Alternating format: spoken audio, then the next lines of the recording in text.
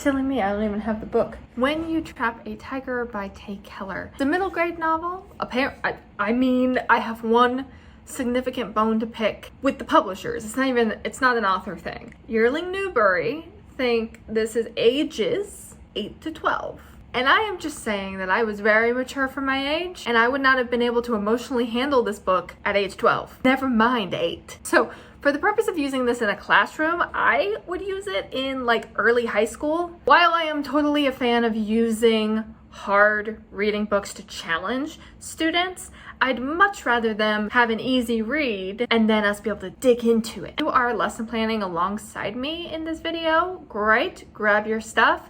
If you are not, if you are just looking for ideas, grab yourself your tea. I have a little sea monster in mine that holds my tea leaves because I'm a child. Excuse me, taking my sea monster out. The very first thing to discuss is the general little synopsis about this book. I said it was middle grade. I'm not getting into that again. It's from the same author who wrote The Science of Breakable Things and Jennifer Chan Is Not Alone. I have never read either, but I certainly will be after reading this. It is the winner of the Newbery Medal as well as the Asian Pacific American Award for Children's Literature. It was also Barnes & Noble's monthly pick back in, I think it was March of 2022. Because we're breaking down a book for a lesson, you and I are going to be looking at full story. So if you care to read this and or you don't want the spoilers before you read this, I recommend not this video. I recommend you go read it and then come back and see me. Let's get into it. If I look a little different, it's the next day. Reasons why you might want to use this book in class. First of all, it is magic realism that incorporates Korean lore, like mythology. I don't know, I'm a little obsessed with it because I did live there for a period of time, but I read this last year and it still kind of just hangs on. I love the tiger lore. I had no idea about any of it. Maybe I'm hallucinating, but I think the author is Korean. Okay, I will assume that she has some Korean in her because in the little author bit, it talks about her Halmoni, which is the Korean word for grandmother. So I'm going to assume that her ethnicity is Korean. She was actually born and raised in Honolulu. Regardless, as an American, I feel like Korean lore is not the one that usually comes up in classes when we're talking about mythology. And so it's just really interesting and it's a nice introduction into a different culture in a way that you're going to remember it because it's a story and it's major to the story. Like, it's important that you understand this detail about the tiger spirits. And it's almost a little foreshadowing. Themes and characteristics for this novel. Specifically the style, it's told first person by the youngest daughter's point of view. I think she's like 11 or 12 years old. I don't think they ever actually tell us how old she actually is. If we did, it was like towards the very end where it was like confirmation of what we already knew. I think she's around 11 or 12, but honestly, because of the emotional maturity required to read her internal dialogue, like, this is not for the faint of heart. If you have a kid who either just lost a grandparent or, you know, has deeply emotional, incorrectly assuming responsibility for stuff that has nothing to do with them, maybe not this book, or at least not when they're young. Like, I cannot stress this enough. I don't understand why this book is classified 8 to 12 years old. Actually, that's a lie. I guess because our narrator is that young. It does not feel immature at all. Like, you can tell your students it's gonna be an easier read. That will give them all the tolerance to it they will need. It should go by easily. We get full-blown Korean folklore stories in this. Like, at least 2, I think there's 3 or 4. They're beautiful because you get like, sorry, my inner anthropologist is showing. The connection to the plot is gorgeous. It's gorgeous. The entire plot is just interwoven with this. As an adult reading this, perhaps I saw things that a child wouldn't. So what I will say about this book is I read this in one sitting for the singular purpose of figuring out if another teacher could use it for the classroom. I bought it because I wanted to know, and then somebody else asked, and I was like, this is a great opportunity for me to take the evening to read this. I think this book is great for school, if only because it doesn't haunt you when you put it down. Yes, I read it in one sitting, but like, it was 6 hours and there was a dinner in the middle. So like, I would step away from it. If I didn't have a goal in mind, I would pick this up when I was feeling nostalgic about that age group and or because of how this chunks. Maybe I was like, but what's this thought she's having? What is this narration? I want to hug her. So it will not be a book likely that your students want to read ahead in. A couple of these chunks fall like in a cliffhanger moment. Other than that, you're not gonna have students that are trying to read ahead, which is great news, because that is a teacher's worst nightmare when I'm trying to do something, stop reading ahead. I was not that kid, to be honest. It always made me mad when my classmates read ahead. I was built to be a teacher. Anyway, so good themes and symbols. Themes that I've noticed in this book: life and death, obviously, good and evil, heroism, self-sabotage and low self-esteem, coming of age, stories and memories, and family. Doesn't that just sound like a wholesome kid book? And then the symbols, I am a WHORE. 4 symbols: stars, tigers, magic, belief, Halmonis, sisters, and jars. We'll talk about the assignments in a minute, because I love that idea. Okay, so here is the spoiler thing. We did a little synopsis of this. What I left out earlier is that it was never Lily's place nor responsibility to protect her grandmother, and her grandmother dies anyway. Just saying. Again, if you have kids that are sensitive and or just lost a grandparent, just beware. I hate that happened to that character, but I love that that was the message. Overall impressions and ratings. I cried. You will probably cry. A student might even cry. Lily's internal dialogue, and especially grandmother's illness, are major plot points. There's no avoiding them. You cannot go around them. But the whole story is a little girl trying to save her grandmother by making a deal with a tiger spirit that seems innocent enough because she's just returning something that her grandmother stole. And it has a good ending. I would even go as far as to say it's a happy ending within reason. So might be hard for your male students is that the entire cast is female. That's not quite true. There's one boy.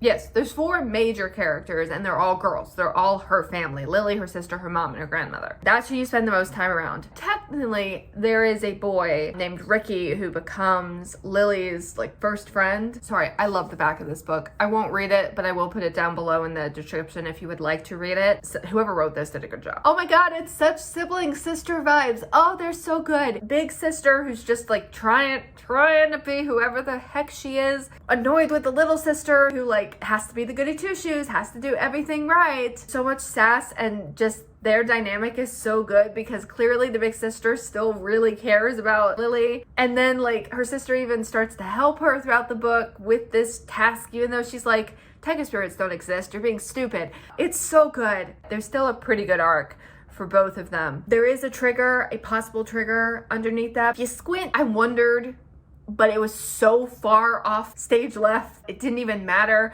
until the very end when we confirmed it. If you have either sensitive kids or sensitive parents, or rules in your school district, just beware that she has a homosexual relationship, very end of the book. But like I said, it has nothing to do with the plot at all.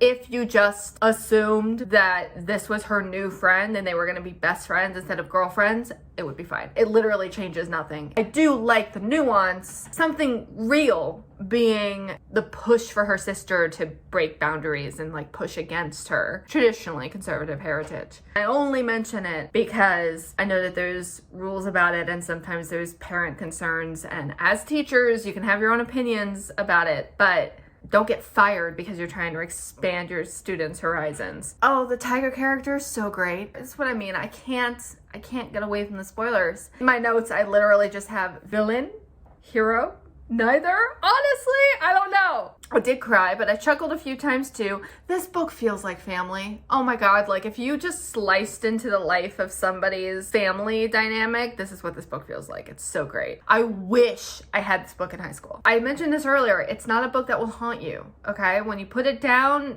it's just a wholesome story, and that's its appeal. I have it somewhere around a 3.5 star read. Let me rephrase. I was doing it for the purpose of analyzing it, which is exactly what your students would be doing, so I hope they would have the same personal feeling about it. For school, it's a 4 star. I really like it for a classroom. It's so easy to read. It's got really clear symbolism, imagery, themes, character development, especially for students who might struggle with that. Because it's such an easy read, they can really focus on analysis of it rather than just trying to understand the quack thing. I will also say that from a teacher standpoint, this book basically chunks itself. Half your job is already done. It's great. Lily's internal dialogue. She feels invisible. She has really bad anxiety about saying the wrong thing, and that is very potent in her internal dialogue. I'll just read you the first line of this book. I can turn invisible. It's a superpower, or at least a secret superpower. But it's not like in the movies, and I'm not a superhero, so don't start thinking that. Heroes are the stars who save the day. I just disappear. See, I didn't know at first that I had this magic. I just knew that teachers forgot my names and that kids didn't invite me to play. And one time at the end of 4th grade, a boy in my class frowned at me and said, "Where did you come from? I don't think I've ever seen you before." I used to hate being invisible, but now I understand. It's because I'm magic. That was not the first line, that was the first couple paragraphs. But it's a great study in character development, frankly, and the death of Halmoni. Okay, she has brain cancer and she is dying. It is a brain cancer diagnosis, but some of the symptoms can be explained by magic. So Lily makes this deal with the tiger spirit that like, yes, we can fix this because like these things are caused by the magic that you are cursing her with because you're trying to get back what she stole. Our narrator is the only one who believes this, even though she tries. A couple times throughout the book, she tries to get like her older sister or her mother to believe her. Poor Ricky is the only one who even trusts her, which is, and I love this friendship for her. This decline in Halmoni, like you see the decline just as much as the death. This is an ongoing thing for the entire second half of the novel. Like you get all your introductions, you beat the tiger spirit, I think you get a story. Part of the reason why things come out in the way that they do is because your narrator is like 11 or 12 years old. There is stuff that like as an adult you might realize. Like I had questions floating around in my head as the adult, but not really guessing what things were happening. Like I certainly didn't guess the brain cancer. I did wonder if she was sick, but I didn't realize the severity of it. And then I wondered, okay, how much of this sickness is actually going to be attributed to the magic? And they absolutely went down that route because Lily is convinced that she can fix it. This is her superpower. This is how she handles stuff. The fact that she's invisible makes people ignore her, which means she can get about doing whatever she needs to with this tiger spirit without anyone knowing. And then she kind of realizes she needs help. She tries to get her sister involved. That's not happening. Her mother's just not having any of it. I think her mother just went through a divorce, so in fairness, her mom is not really capable of helping at the moment. And poor Ricky is the only one who's really trusting her for a chunk of the book. I do want to edit one thing about the sister. I mentioned that she has a homosexual relationship off screen. There are 3 moments in the entire book, and I literally say moments. They are just, did you see it? Did you catch it? Here it is. Again, your narrator's 11. Your lens for the story is 11. So you're not gonna see anything explicit. I read this book last year, so I'm not remembering it as clearly as I would like to. But I think the way Lily gets the confirmation for her sister's sexuality is that she sees her holding this girl's hand in the last chapter. Like that was the confirmation. If your school or your parents are gonna be problematic about it, use your discretion. Chapter breakdown! Oh my god, okay. This book is only 287 pages. Like it is not long. And these chapters are really short because there are 46 chapters and it's only 287 pages. It's not long. I am a super slow reader and I was like doing analysis stuff reading this, but the whole thing only took me 6 hours. I will also have this breakdown listed down below so you don't have to remember it.